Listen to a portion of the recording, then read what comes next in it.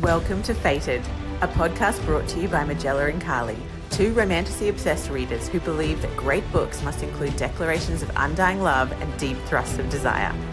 Diving into the spicy, smutty fantasy genre, we are here for both the rattling of stars and headboards, and our podcast starts with the worlds of SJM, but delves into other realms. Did we mention that washboard abs and wands of all kinds are welcome in this inclusive and magically charged space? No topic is off limits, and no one is forced to have only one favourite heroine. Welcome to Fated, where we are unabashedly and wholeheartedly hot and heavy for spicy fantasy fiction. It's time to sit down and smut up. Warning, spoilers ahead. Hello and welcome to Fated. I'm Carly. And I'm Magella. And today we are doing a review. A review just sounds just not a big enough way to describe what we're going to do to ACOTAR. ACOTAR, A Court of Thorns and Roses, the first book in the series by Sarah J. Maas, which is the book, the series that Carly and I first bonded over. It could be the book that sparked the podcast. It is definitely the book that hooked us both back into reading. And it is a book, as I was just telling Carly, that has over 2 million ratings and over 200,000 reviews on Goodreads alone. So I think it's safe for us to say that this book is well read, has been read across the globe. It is very well loved, and we cannot wait to dive deep into it because we also did it in our book club last month. And just the reread has taken us back into the experience of being with Feyre and coming into the Fey world. So this is full of spoilers. So full of them. We're going to talk about people, and we're going to try not to talk about the books coming up.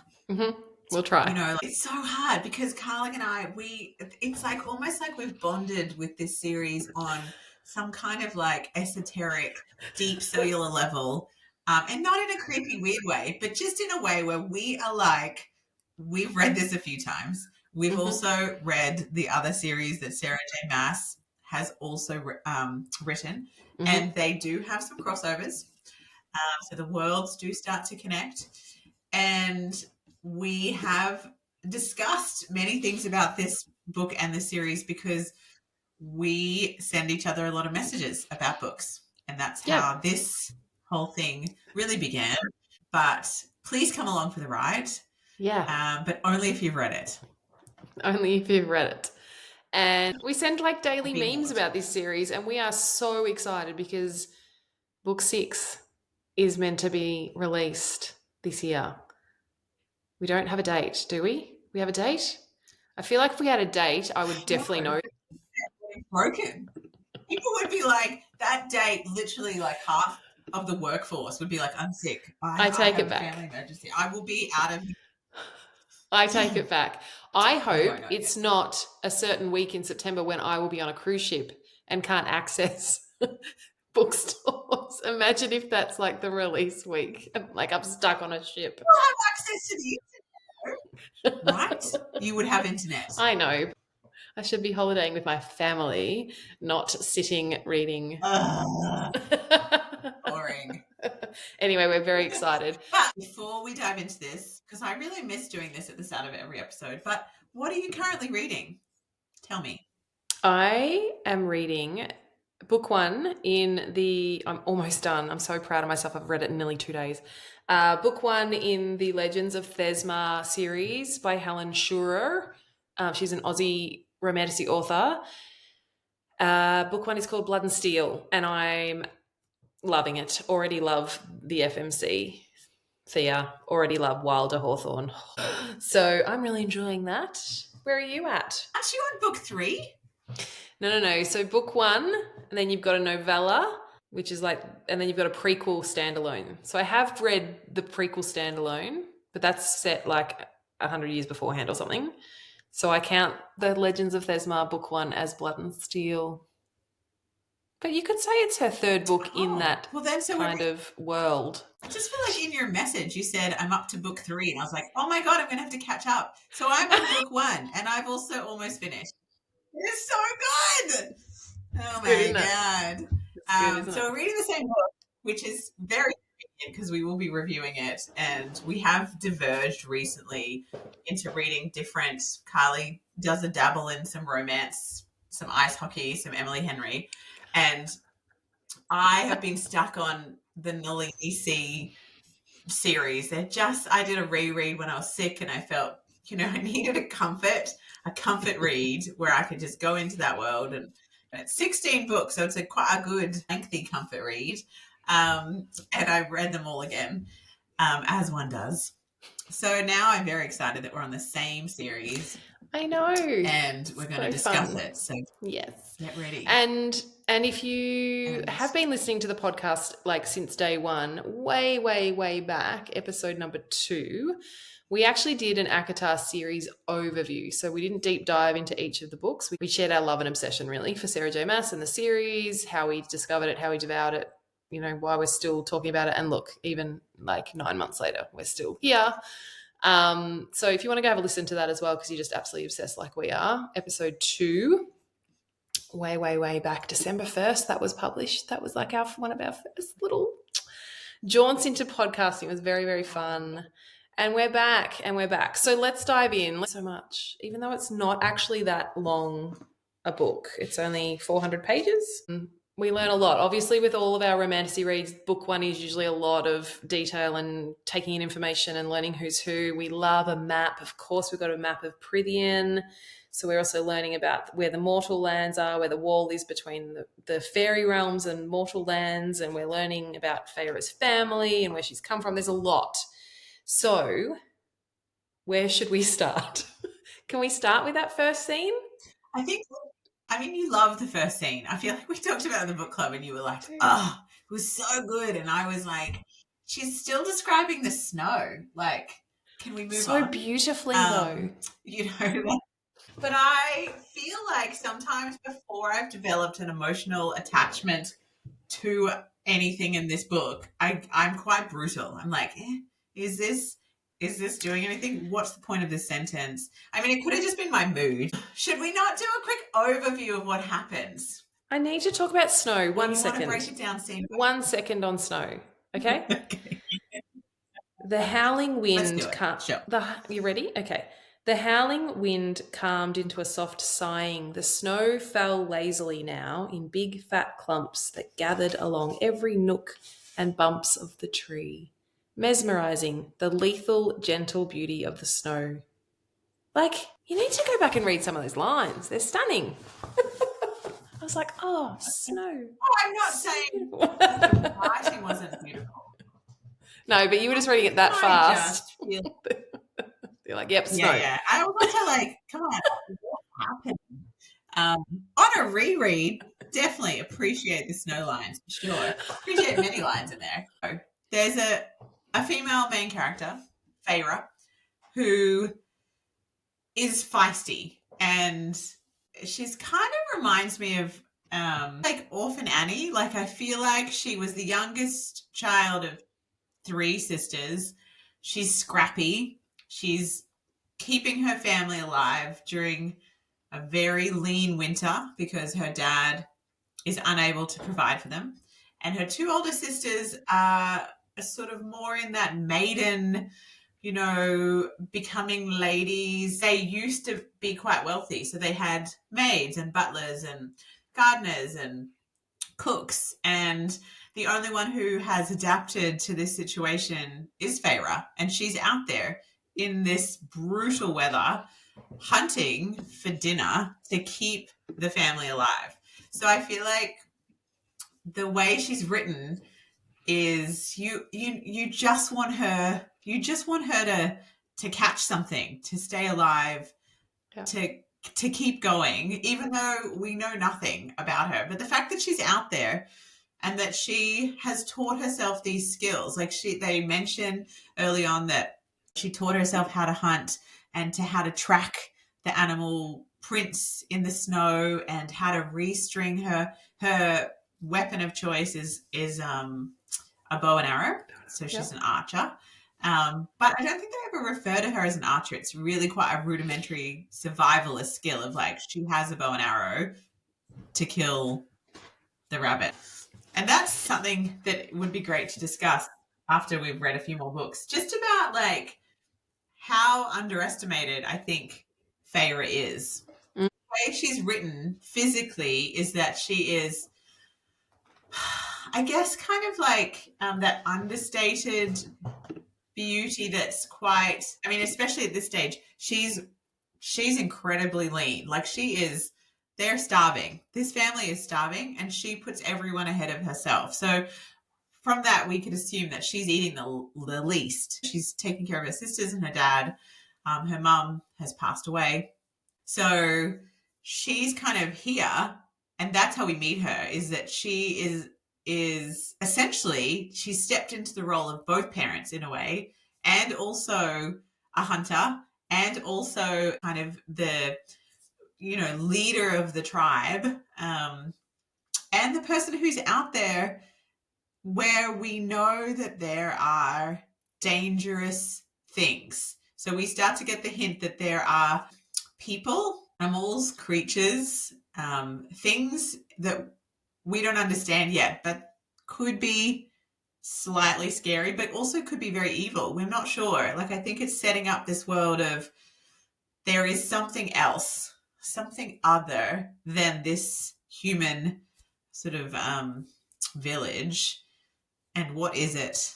And what's happening? So I kind of love how that you're kind of drawn into this. What's happening? Are they bad? Are they bad fairies? I found that really interesting, the way that Feyre was set up as a character, and how instantly I wanted her to win at life, to achieve and to have happiness and all these kind of things very quickly, and how quickly I also disliked her entire family. I was just like, I don't like you at all. None of them. No. Sorry, I feel a little bit of sympathy for your dad, because obviously he's injured, but not a lot, because he's still not taking care of you and he seems really broken. And your sisters, well, Nesta, Elaine, not very likable. Anyway, Carly, progress this along, because otherwise we're going to have a 2-hour episode discussing Feyre's archery techniques. Yes, we need to progress, because that's like the first 5 pages. But I've never connected that Feyre is an archer and their last name is Archeron. So I've never made that connection in my head. There you go. Yes, dislike Nesta and Elaine. Little selfish cows is probably what I was muttering under my breath. So we have this idea of there being another realm, and there was a lot of superstition about this realm and the fairies and what they've done, and the stories of history and the whisperings of, and basically humans stay away from the wall. And there's been a treaty that was signed many, many, many moons ago where, we stay away from the wall and the fairies are not meant to come into our realm. But this wolf that she's hunting turns out to be a fairy that shapeshifts into that wolf form.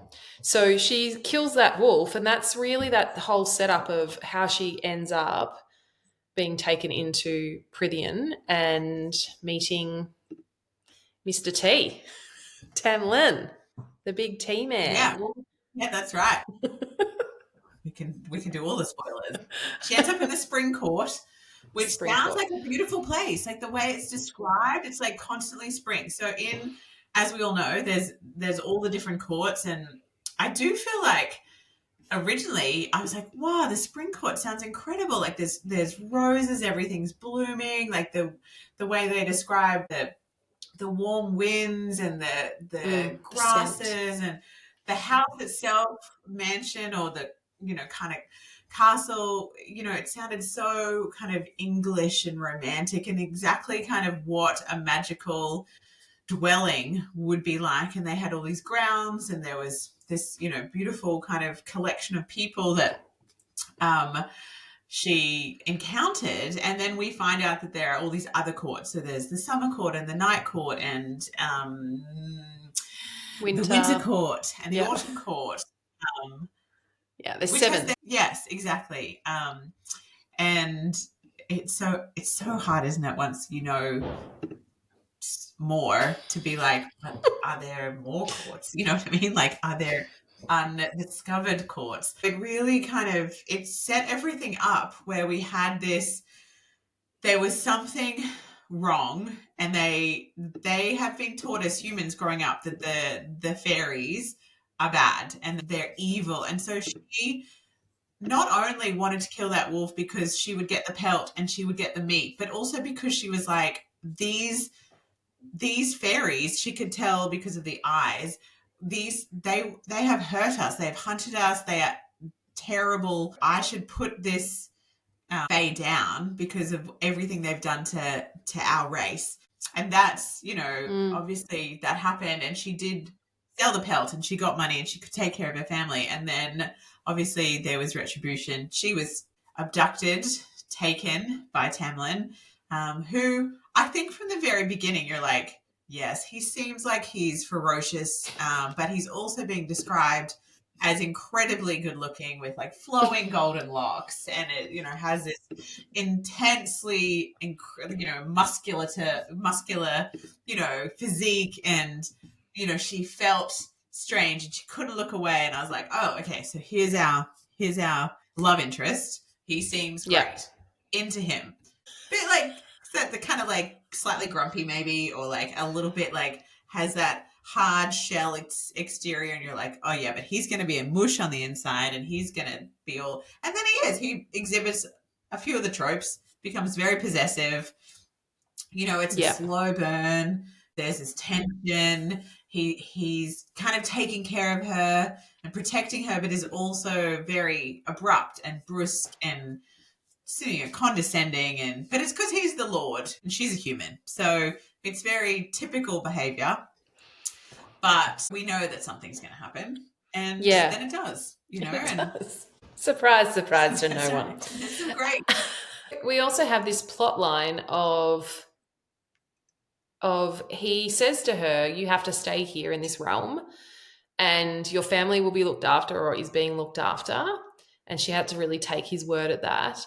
But it felt like she was a prisoner, but he kept saying, you're not a prisoner. You can go anywhere in the Spring Court. You can do what you like. I'm busy doing whatever I'm doing over here, but you have to stay here, but you're not a prisoner. Like there was that real underlying, I guess, plot line around he literally did abduct her. Like he abducted her and took her to another land. But then we're also like, oh, look at him. He's feeding her up and she's got access to his library and she can go anywhere she likes in this beautiful court. And so as a reader, you're just like, I like him, but I don't like this bit. But now he's done this. And I guess that's the beauty of not only this series, but a lot of the fantasy we read. It's like, oh, should I like them? The morally grey, the red flags that people are like, isn't, the red flag in this context is acceptable, but in real life it definitely wouldn't be acceptable, but it somehow makes him more appealing. Yeah. And then of course she finds out just how bad things are in this court and how they've all been cursed, which I feel like is such an interesting plot point, is they all have masks on, so she doesn't even know what he truly looks like, because they all cursed when they went to this party under the mountain by this evil woman, Amarantha, and she caused them all to keep their masks on. And so she, I guess, is getting to know everyone with these masks, and she doesn't realize how close it is to the final point for this court. Tamlin's kind of like, we won't tell her, what can she do? And obviously later on we find out through Lucian that she was really the key to everything, to giving everyone back their freedom. And as all good sort of fairy tales / romanticities, the key was falling in love. If Tamlin could get a human to love him with no strings attached, then the curse would be lifted, which, oh Yeah. my God, really speaks to my like fairy Well, tale loving heart. this is where we get that parallel to Beauty and the Beast that comes in that a lot of people talk about with ACOTAR.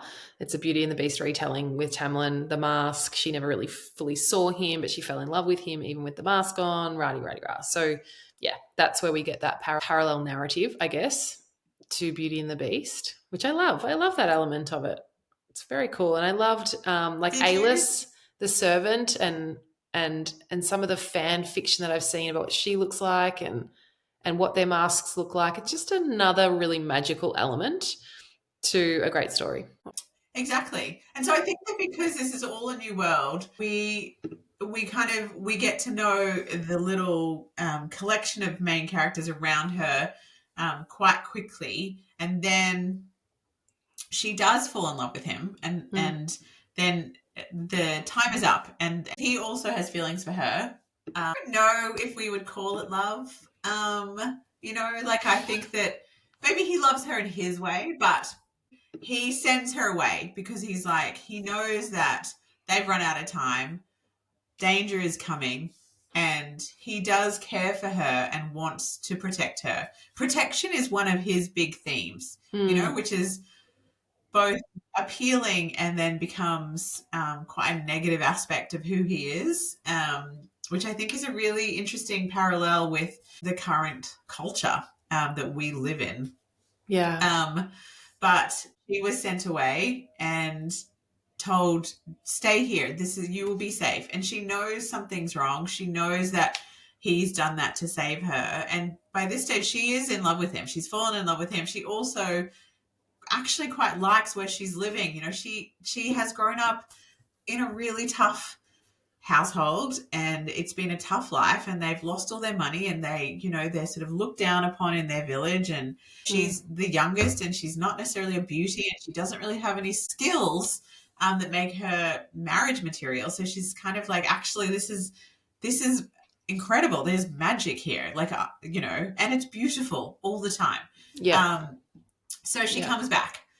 She's like, you know what? And so she's plucky and she's determined and she's stubborn, and she also is guided by this inherent goodness, and she cannot stand down when people are hurting and when people are in danger. It's a theme that carries through for her throughout the entire series, which is why I feel like Feyre is one of my favorite characters. And I do think she is totally underrated in, like, when you think of the most badass characters, like we think of Aelin, you and I think, and there's a few other people that kind of spring to mind, but Feyre, I feel like, almost becomes overshadowed in some regard because her gifts are kind of her loyalty, her fierce love, her wanting to be the diplomat and the negotiator. Like, she wants everyone to love each other and get along, and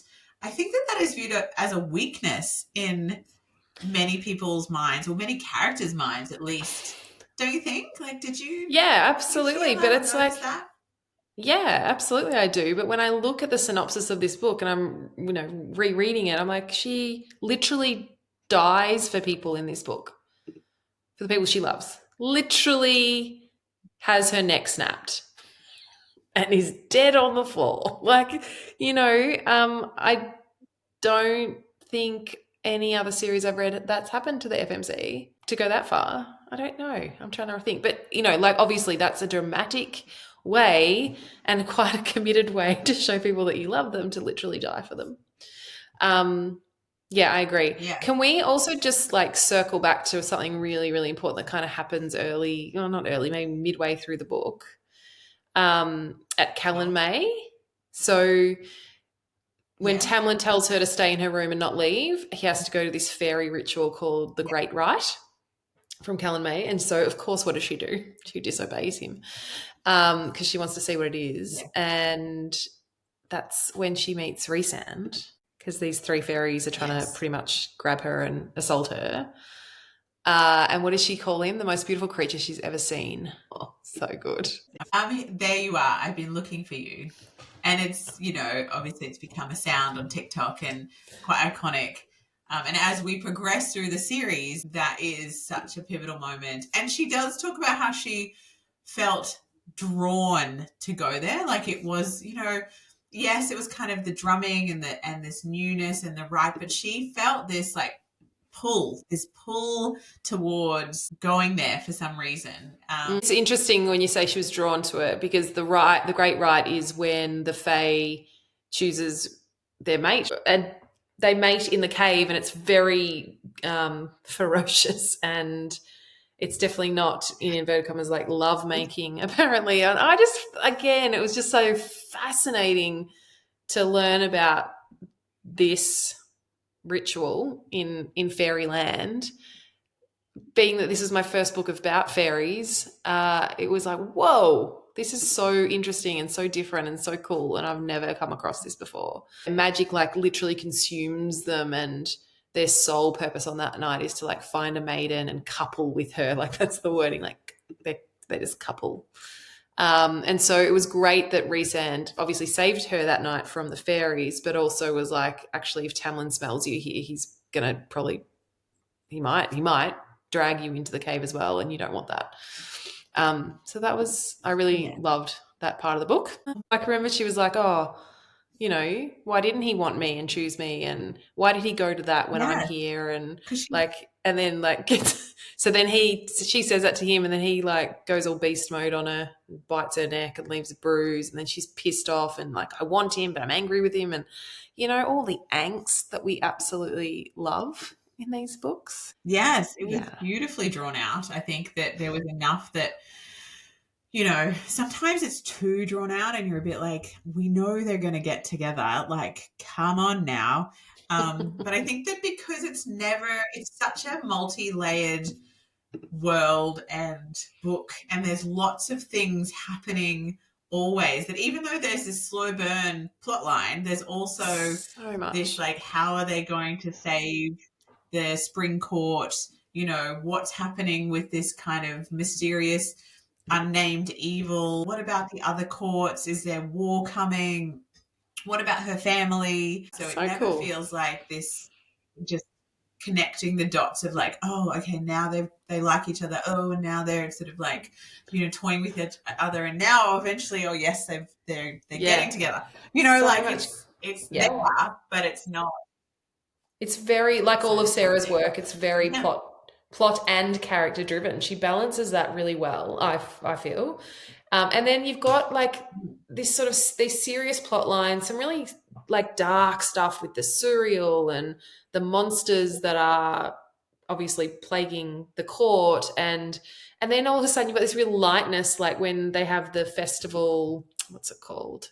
They have the summer party at the manor, and she drinks the fairy wine and gets pissed, and like that's when they first kiss, and so that's that was so fun. I can just Feyre gets pissed on fairy wine. They all warn her, don't drink the fairy wine, and she gets pissed, and she's dancing, and they kiss, and these sort of pops of lightness amongst what is becoming quite a dark world. Even though we've got the beautiful Spring Court, it's becoming really like it's blighted, really, with these monsters and the curses and Amarantha's beasts and things like that. So when they glamour her, like they can pretty much make her invisible around certain beasts, and just fascinating to, I just, again, want to be in Sarah J. Maas's head. How she comes up with this stuff is just so cool. And I do love, like, even with that little festival, we find out that Tamlin actually plays the fiddle or the violin, and she dances for him, and he takes her to that magical pool of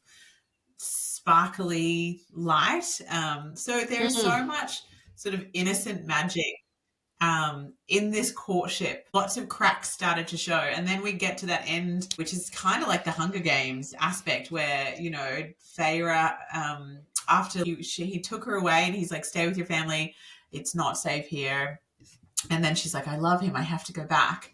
And sort of like finds out that she actually is the key to helping or saving, and then she finds the Spring Court decimated, and follows and uses her tracking skills and hunts them and follows them down into under the mountain, where it's like, it is literally like going into the pits of hell. Like, it's dark, and there's like scary creatures, and it's all in shadow, and there's drumming and there's bonfires, and you can just imagine it feels very like satanic almost.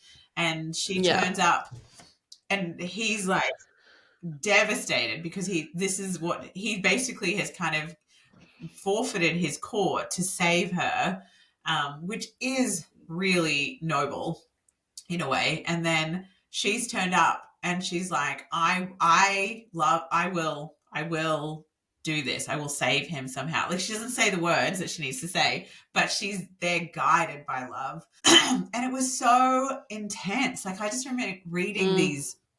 So she had to do one on each of the full moons or something, and she was kept in a cell, and she was dirty, and she starts off so defiant and feisty and fuck you and driven by this goodness, and then she is just so easily broken down. Not that I ever think that she's weak, but just it shows just like when you put such awful conditions on someone, and no one's in her corner really, other than Rhysand, who seems motivated by his own agenda. But she's doing this to be like, and why won't Tamlin look at me? And I have to go through these trials, and let's talk about these trials.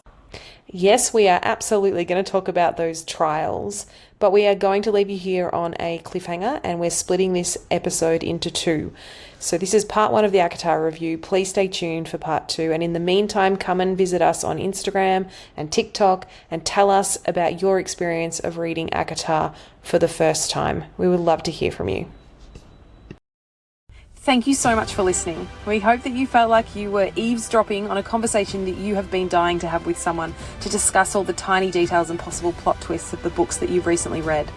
Perhaps you don't have someone to chat to after you finish one of those epic books, so please give the show a follow, and we would be honoured to be your book-obsessed friends. But mostly though, we hope it was fun, it gave you a giggle, it made you gasp, or encouraged you to pick up a different author. Please share it with someone who you think would also love it, and drop us a review, letting us know what you loved and what you want to hear from us in the future. We will be back with another episode soon. Happy reading.